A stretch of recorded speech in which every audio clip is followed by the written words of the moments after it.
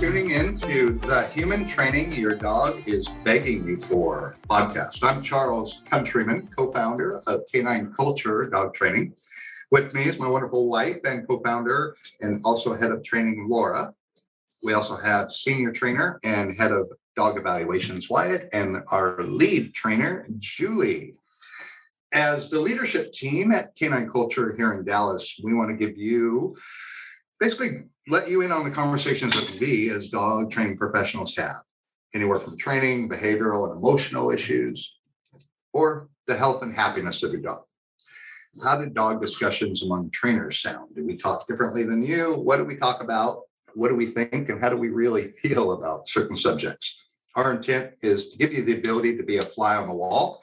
And through our dialogue, we hope that you and your dog improve your relationship together, assist you in mitigating behavioral issues you may be struggling with, and give you a better understanding of your dog, what makes them tick, what motivates them, what fulfills them, and how to better communicate with your dog. And our mission here at Canine Culture is helping humans have a dog that is a joy to live with. On this episode, fun is not the same as fulfillment. What fulfills your dog?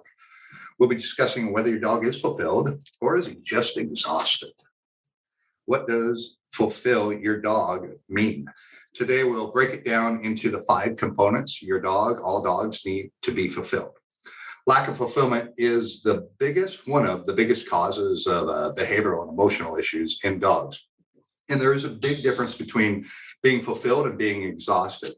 Unfortunately, most behavioral problems trainers or owners are trying to address, they end up using work or a job to try to fix it. You can't work a dog into fulfillment because fulfillment's a state of mind. It's a state of being. It's not a state of exhaustion. Does that sound right, Laura? Yes. How about you, Julie?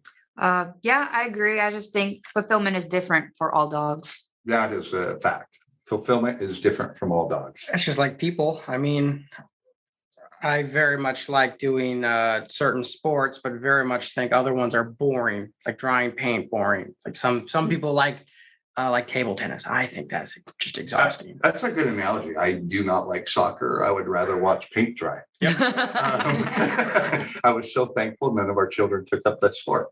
But I know some people live for soccer. Dogs are the same. Some like fetch, some like tug, some like personal play, roughhousing with their human. Some are couch potatoes. They're pretty fulfilled, just chilling on the couch all day long.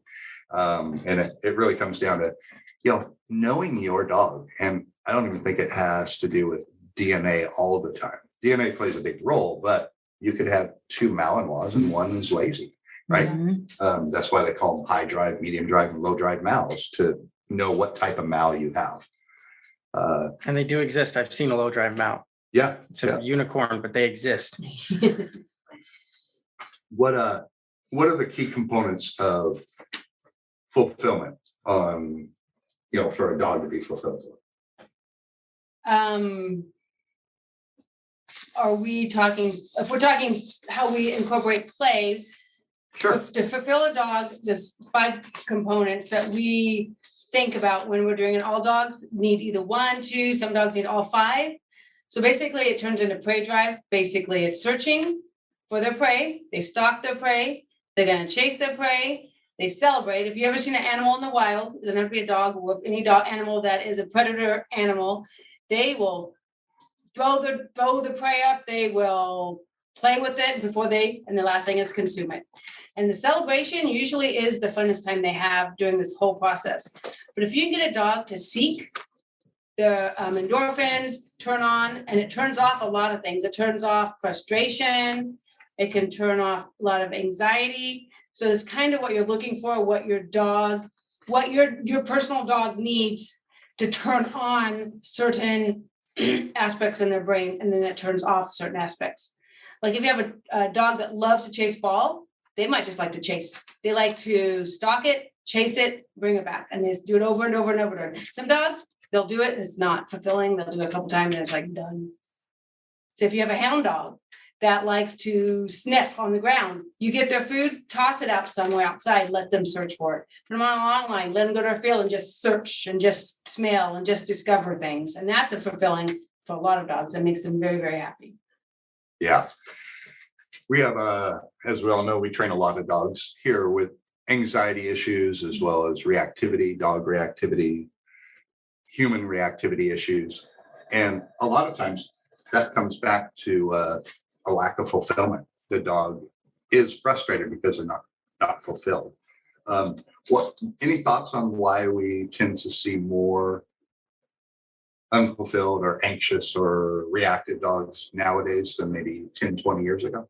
I think fences and leash laws have something to do with that. Yeah, fences and leash laws. Because they're cooped up in their house or in a fence or in a kennel, and they're just not, they're never, nothing in their DNA has prepared them for doing that. They're designed to run and do dog stuff. Explore.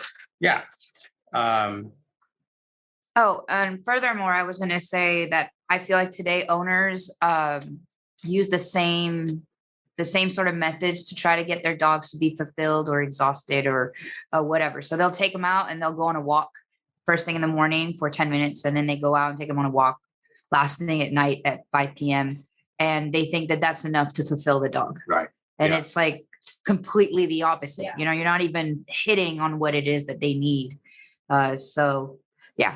I did a private lesson this morning and I got there about 20 minutes early because Dallas traffic cooperated this morning. And I'm watching all these people walk their dogs. And this one lady is walking a white shepherd looking dog. And he kept trying to sniff, but he wasn't being unruly about it. He was just trying to sniff as he was walking. Every time he put his head down and sniff, she would give him a big jerk on the leash and keep walking. They were on two separate walks. Yeah. I realized he was trying to explore and enrich himself. She was on a mission, give my dog 20-minute walk so I can get to work or whatever she had to do. Mhm. They were having two separate walks. He wasn't being bad. She wasn't being unreasonable. But to piggyback on what you said, when we walk our dog, we should walk them with the intent of let my dog be fulfilled, let them explore. As long as we're continuously moving and my dog's not pulling on the leash, dogs explore the world through their nose. Yeah. So let them sniff, let them explore.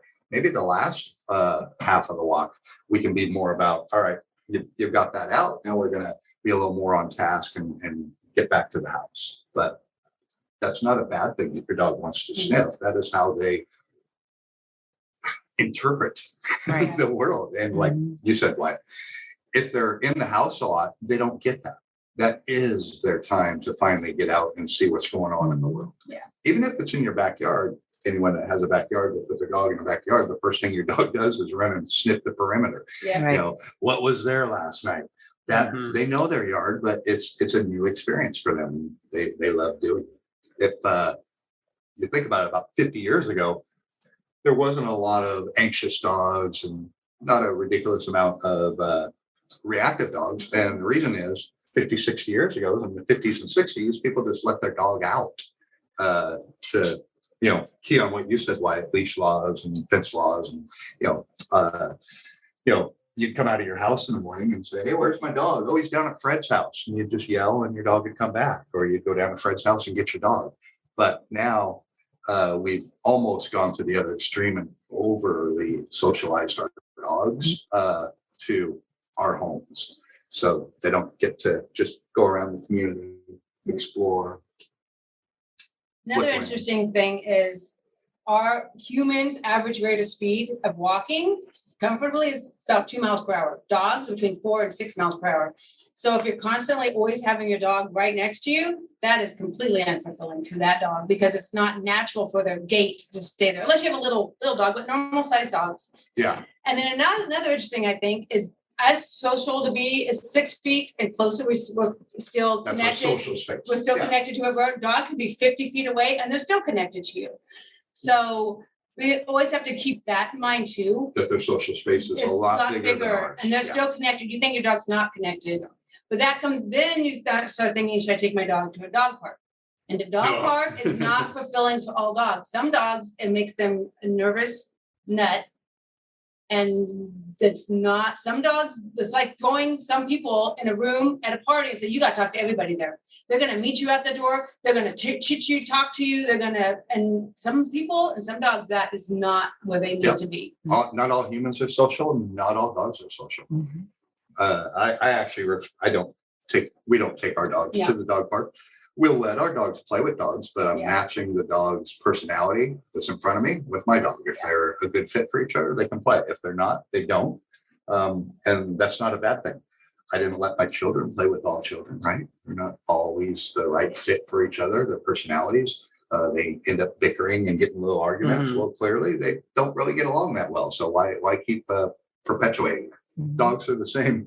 And dog parks, there's always a dog or two that has no business being in a dog park, but the person brings their dog anyway, and then that dog ends up starting a fight.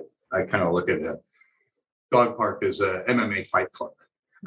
It's going to happen, and I don't want it to happen with my dog because, as we all know, we train a couple dogs a month that used to be dog friendly until they got beat up at a dog park, and now they're dog aggressive. So now we're having to unwind all that work that human spent developing a good social dog. Any thoughts on dog parks other than what I just said? It depends on the dog. Like one of my dogs absolutely loves the dog park. He's gotten in a couple tussles, but I only took him to a dog park when I knew he was mature enough or mentally stable enough. He can have a bad day at the dog park and not hate dogs for it. He's confident in himself enough to go, no, it was just that one husky's a jerk, not all of them. But he also is at the point where at any point in that dog park, whenever I want to call him to me, he will come to me and we can leave. Yeah. Right. But that dog, Yeah, but see, with He the scary loves part that with part. that is that you can do that. I can do that with my dog. Mhm. I'm sure everybody in Yeah. this room can do that. But if you go to a dog park, you have no clue what the other Yeah. 10 owners with Oh, their I 10 know. different Yeah. dogs are doing. That's why Yeah. I don't like dog Yeah. parks, what you just said, Julie, because I don't know the owner's skill set and are they paying attention? Most people at dog parks are staring at their phone. They're not Right. actually watching their dog, and their dog is the one typically that needs to be watched. Mhm. And if you need to have a desire to go to a dog park, get a very large dog park and walk with your dogs. Don't sit on your phone, don't read a book, don't talk to people, walk your dogs. If your dogs are walking, then usually, because we've gone to dog parks, so our dogs and I will walk. And it is interesting, our dogs walk with me, and then we will have herds of dogs with us, just walking with us. Yeah. And we're not making them do anything, they're just staying with us and smelling and doing all their stuff. So that's what, if you have a great need to go to a dog park, if your dog's overly friendly and it loves dogs, get the biggest dog park you can find and just keep with your dog and let them walk. Just don't let them run free. Don't act like it's a 3-year-old. And Six Flags, you would not let that little 3-year-old just run around and do whatever they want. Stay with your dog. Pay attention. You would never do that. It wouldn't even cross your mind. But people do it with their dog all the time. Yeah. and The best definitely, place is to get a friend or a couple friends that have dogs that match together and just meet up with Yeah. dog playtime. and if you want a safe place to do that, if no one has a backyard Yeah, or that's probably. you want somewhere bigger than a backyard, I know like baseball diamonds Oh, yeah, are a great idea because they're Yeah. mostly fenced in. You just got to stand by the dugouts. yeah. And most dogs, they're so busy playing, they're not looking for escape out of the fence. Right. And if you get a cheap drop line, you just keep the line Do on the that too. dogs. Yeah. Yeah. The important thing is to, find ways to give your dog an opportunity to be fulfilled. And that a lot does depend on their DNA, their breed. If you have never Googled your dog's breed, you need to. You need to know what that dog was DNA driven, born and bred to do. If there's 2 breeds in there or 3, then Google them all because they will likely pick up some traits from all of those breeds. A cattle dog, maybe if you have a cattle dog or a herding dog, maybe they don't like to play fetch or tug, but if you kick a soccer ball out, they'll try to herd that soccer ball. Yeah. So that's a different way you could play with a big ball, but now they get to herd that ball around the backyard. So sometimes it is a little difficult to find what motivates my dog, what's my dog like to play with. If you're struggling with play, keep mixing it up. Just because you want your dog to play fetch doesn't necessarily mean you have a dog that wants to play fetch. And when you are searching your dog's breed, specifically find all the bad things with that breed. Yes. Because the AKC, all those websites, they put a nice spin on all the breeds. Right. You need to go specifically scroll till you find some negative stuff about that breed, because there's negative stuff about every single breed. There is, for sure. Just so you know what to look for, what to be prepared for. Like some dogs are way more prone to having anxiety problems because, you've got a Cane Corso that's bred to be a guard dog. They have anxiety stuff going on. Yeah. Or a hound dog that's born to a beagle that's born to bark. Yeah. Don't be upset. There's with no your negative dog. things about golden retrievers. Sorry. Negative things about golden retrievers, Yeah, except the 30 brains. What's something that you do, Julie, with Buddy, your golden retriever, that helps keep him fulfilled? Well, we actually train every evening when I come back from work. Okay. Just what because kind of that's training do you do? either mix in obedience or I'll try and do some sniff work. I don't know anything really good professionally, but I do things where like I'll put little treats or something like that throughout the yard, or I'll hide like little toys and things like that. Yeah. And he loves it. He loves it. it. Oh yeah. So that you're nailing on the search, Mm-hmm. the stalk a little bit. Yeah. The celebration. Mm-hmm. Yep. Laura, what are things that you do with some of your dogs to help them be I'm fulfilled? gonna say one thing about golden retrievers really fast. Yeah. You might not want one if you think it's gonna be a Mal. Because they're not a Mal. They are awesome, family, beautiful, huggable dogs. Oh yeah. Some people want Right. Yeah, Buddy's definitely not a. So if you want a tough looking tug dog, you want a dog that will do a whole bunch of cool obedient stuff, but Buddy does all the cool obedient stuff. But they're just breed has, sometimes we put an unrealistic expectation on our dog, and he was not born to do that. Yeah. Well, even Buddy, because he's more of the exception than the rule, he's still not gonna be a Malinois. He's not gonna, run with you for 10 hours. Oh, 8 no. hours. No, yeah. He's relatively not very lazy for a retriever, but he's still lazy compared to a Belgian Malinois or like a red heeler, something like that. I would describe Buddy as your typical golden retriever. Yeah, Happy-go-lucky, he's a goofy, cool dog. fun, lovable dog. Yeah. But they, a lot of retrievers might not tug to the same degree as a shepherd. Yeah. Oh yeah. Because they're a little more cautious. I don't want to hurt you. I don't know. Yeah. They're just they don't engage to Or they just have a soft with They the have- intensity. He has a soft mouth. And retrievers are bred usually to have soft mouths because they're supposed to be bird dogs. Mhm. So our dog, we do have a Mal that does Mal stuff, Malinois. We have a Lab, which is like a golden retriever, food motivated, goofy, crazy little girl. And then we have our Carolina dog, who is an awesome he loves tug and love ball. He's a herd breed too, because he has herding in him, because anyway, so we do different to work with our dogs. We first got Georgie, who's our Carolina Blue Heeler mix. I ran with him and he loved it. It was fulfilling to him to just go. And then we taught him so he's so well trained, we go off leash hiking, and that fulfilled his stalking, explore everything he was seeking all the time. So basically we taught him, all of our dogs, a close command. Yeah. So we'd let him get 30, 40 yards ahead of us. And if he pushed that, we'd just say close. Yep. He'd cut the distance in half, and then he could go back to exploring. Yeah. So that is what we do to fulfill our dogs. Yeah.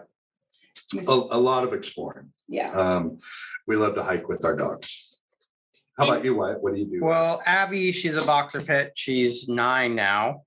Tug is fun for Abby, but she just wants to cuddle with you on the couch and lick your face. That's Abby's fulfillment in life, is just giving you unconditional love. Maybe not willingly love, but she is going to try and lick you constantly. You're going to get licked whether you want it or not. Yeah. Pickles, he's my husky pit. He likes that stuff, but it's all of him trying to sucker you into playing with him. Yeah. Right. He's trying to get next to you, and you start petting him, and then he'll start putting his mouth on you. He wants you to wrestle with him, or he'll get you a ball, and he'll put that ball in your lap and sit there and whine at you to throw it. Right. The dog wants interaction. He wants to play. He wants to do stuff. Active play. Yes, 100%. Yeah.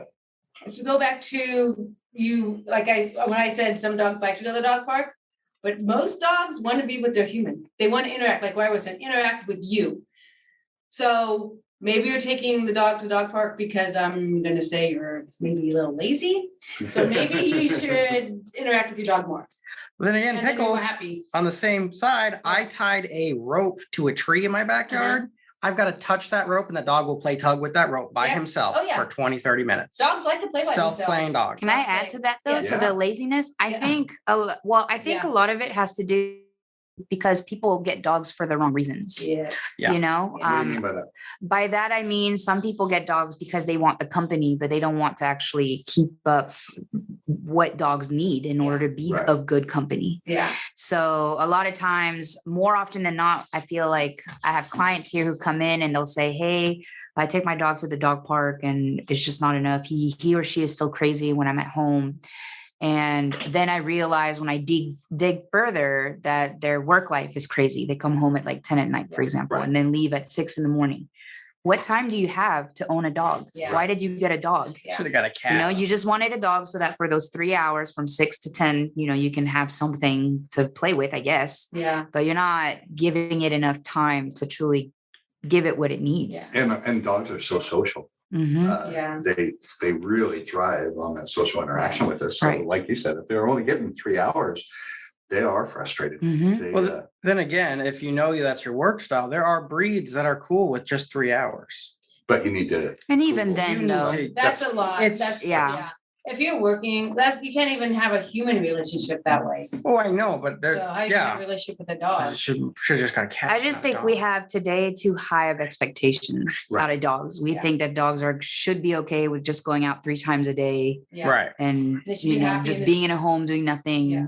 and that's it. And that's what Right. people don't understand. A home, your house is beautiful, but it's still a cage. Yeah. You're it's still, just a big one. Yeah. it's a big cage you have locked up. So it's sad. Sometimes it is sad. We have dogs come in and they have all these issues. It's just because they're in a crate 9 to 10 hours a day.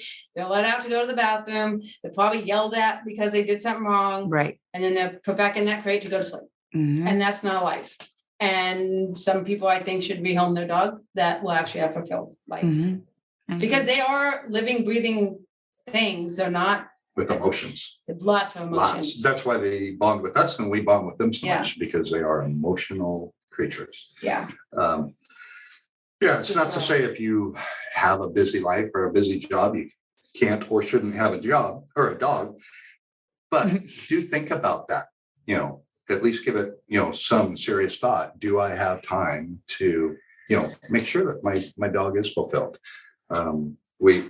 We do have to make special efforts. Sometimes we'll, on Saturdays, take our dogs for a hike. I don't necessarily feel like hiking that morning, but my dogs do. So, Mhm. we want to make sure that they have an opportunity to be fulfilled too. Because the more fulfilled a dog is, less frustrated they are.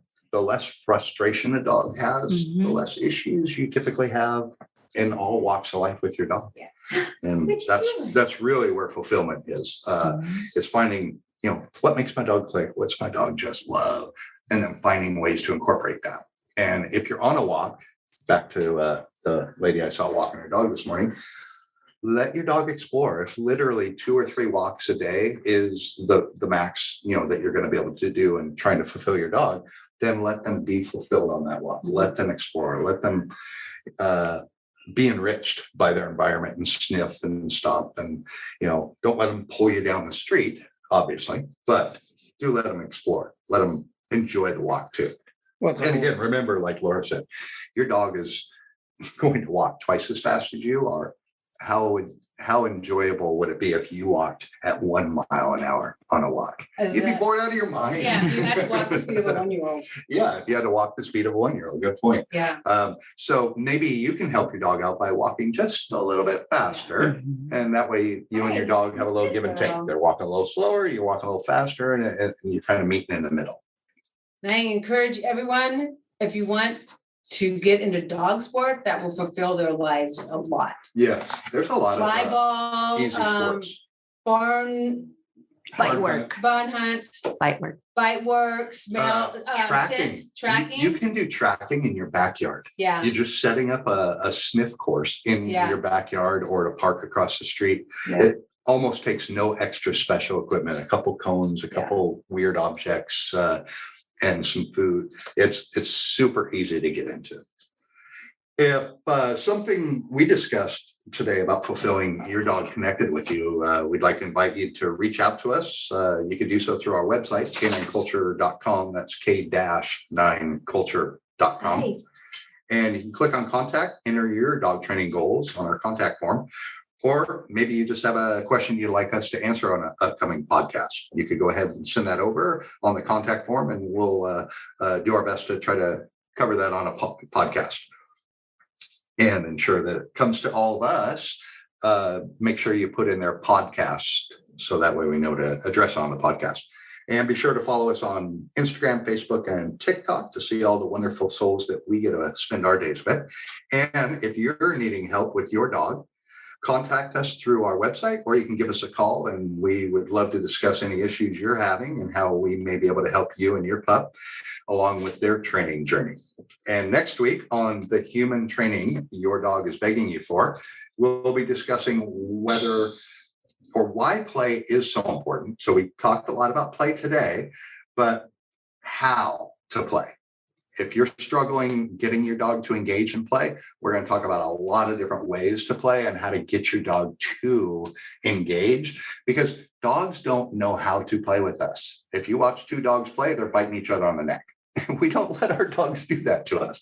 They don't know how to play with us. We have to teach them how to play with us. So we'll really dig into how to play, how to teach them to play, the structure of play. And the beautiful thing about it is the boundaries, the rules, the penalties that come with play. So it's a very non-stressful way to teach a dog boundaries and rules, and use it to improve your relationship and leadership position with your dog. Not just why to play with your dog, but how to do it so you both get the most out of it. And again, if you need help with your dog, we'd love to help. Connect with us at k9culture.com. Enter the challenges you're having with your dog, and we will reach out and discuss with you your dog and how we might be able to help your dog become a joy to live with. Join us next week, and until then, have fun with your dog. Happen with your dog.